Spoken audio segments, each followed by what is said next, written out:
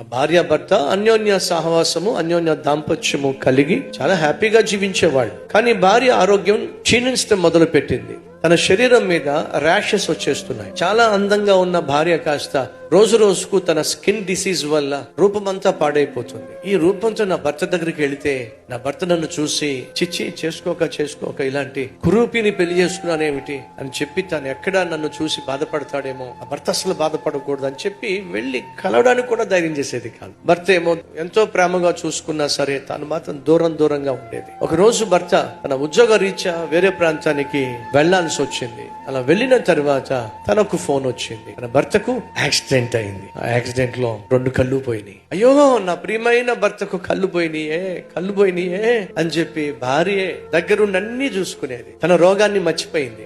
నా భర్తకి ఏ లోటు లేకుండా చూసుకోవాలని పడి తన భర్తకు అన్ని చేసి పెట్టేది. భర్త ఏమో సంతోషంగా తనతో పాటు సమయం గడిపేవాడు. భార్య భర్తలుగా కలిసి దాంపత్య జీవితాన్ని సంతోషంగా జీవించేసేవాడు. ఎంత బాగుందో. ఒక రోజు భార్య చచ్చిపోయింది. చాలా మంది స్నేహితులు వచ్చి ఆ భర్త పక్కన కూర్చున్నారు. రే, నీ కళ్ళు పోయినప్పటి నుంచి కూడా నీ భార్య నీ కళ్ళుగా మారింది. తనే నీ చేయి బట్టి నడిపించింది. కానీ నీకు కళ్ళుగా ఉన్న నీ భార్య ఇప్పుడు కన్ను మూసింది. నువ్వు ఎలా బ్రతుకుతావురా? రే, నాకు నిజంగా కళ్ళు పోలేదురా, చక్కగా నేను చూడగలను. అదేంట్రా కళ్ళు పోయింది అని చెప్పి నల్ల కళ్ళ చూడు పెట్టావు కదరా? లేదురా. Download ShareChat.